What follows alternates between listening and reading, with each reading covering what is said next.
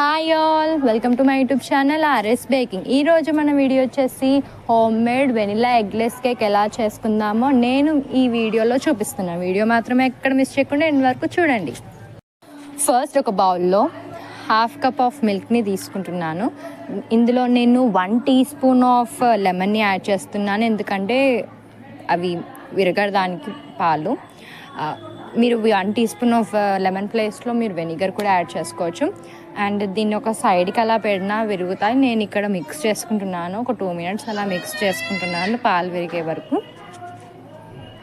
Sugar అనేది ప్రాపర్గా mix అయ్యే వరకు మిక్స్ చేసుకోండి, మొత్తం మెల్ట్ అయ్యే వరకు మిక్స్ చేసుకోండి. నేను అందులో 1/4 కప్ ఆఫ్ ఆయిల్ని యాడ్ చేస్తున్నాను. ఆయిల్ కూడా మంచిగా మిక్స్ చేసుకోండి.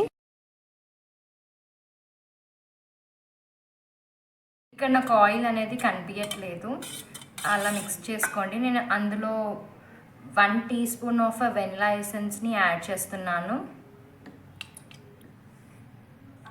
వెనిలా ఎసెన్స్ కూడా ఒకసారి మిక్స్ చేసుకోండి.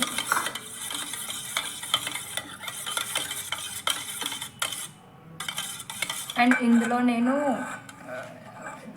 జల్లెడతో ఇప్పుడు మనం ఒక 1 కప్ మైదా పిండి యాడ్ చేస్తున్నాను. జల్లించుకోవాలి మైదా పిండి.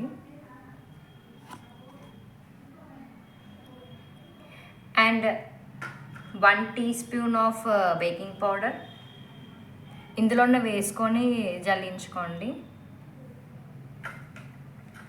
And 1/2 teaspoon of baking సోడాని యాడ్ చేస్తున్నాను ఇందులోనే.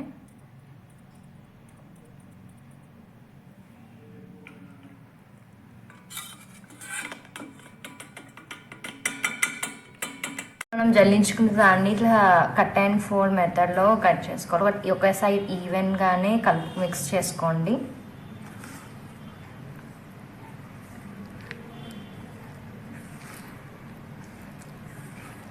కన్సిస్టెన్సీ అనేది ఇలా టైట్గా ఉంది కాబట్టి నేను కొంచెం మిల్క్ని యాడ్ చేస్తున్నాను. మిల్క్ని చూసుకొని యాడ్ చేసుకోండి, కొంచెం లూజ్గా అయ్యే వరకు యాడ్ చేసుకోండి.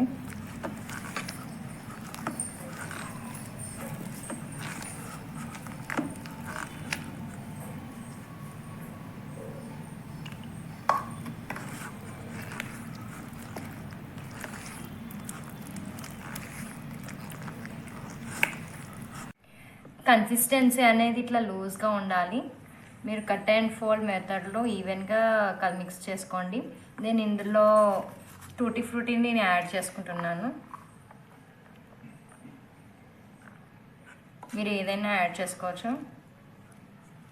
దీని ఒకసారి మిక్స్ చేసుకున్న బ్యాటర్ని పక్కన పెట్టుకొని ఒక కేక్ టిన్ తీసుకొని ఆయిల్తో అయినా నెయ్యితో అయినా గీతో అయినా గ్రీస్ చేసుకోవాలి.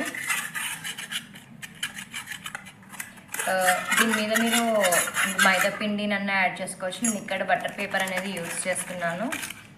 మీరు బటర్ పేపర్ మీ దగ్గర లేకపోతే ఆయిల్తో గ్రీస్ చేసుకున్నాక కొంచెం మైదా పిండిని వేయండి. ఇలా కేక్ టిన్ వేసుకున్నాక ఒకసారి మెల్లగా ట్యాప్ చేసుకుందాం. బబుల్స్ అనేది ఏం కనిపించకుండా చేసుకోండి. ప్రీ హీటింగ్కి పెట్టుకోవాలి. నేను కుక్కర్లో కొంచెం స్టాండ్ వేసుకున్నాను.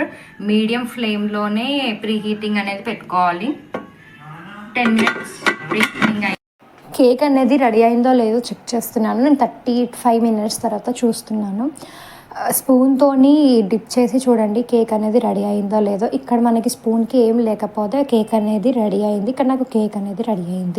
కేక్ అనేది కూల్ అయ్యింది. ఇప్పుడు మనం దీన్ని డీమోల్డ్ చేసుకుందాం.